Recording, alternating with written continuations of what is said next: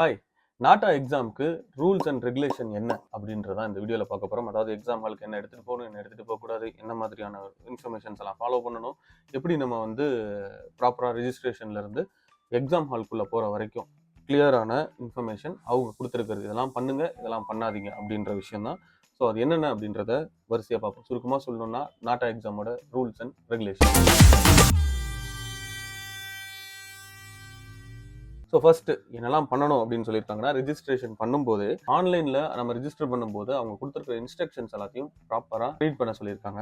நம்மளோட personal informations எல்லாமே ரொம்ப கிளியராக கொடுக்க சொல்லியிருக்காங்க. And third point remember your name, security question and answer. அதாவது உங்களோட user name, security question and answer, அந்த கொஸ்டினுக்கான ஆன்சர் அண்டு பாஸ்வேர்ட். ஸோ இது எல்லாமே நீங்கள் ப்ராப்பராக ரிமெம்பர் பண்ணி வச்சுக்கோங்க அப்படின்றாங்க.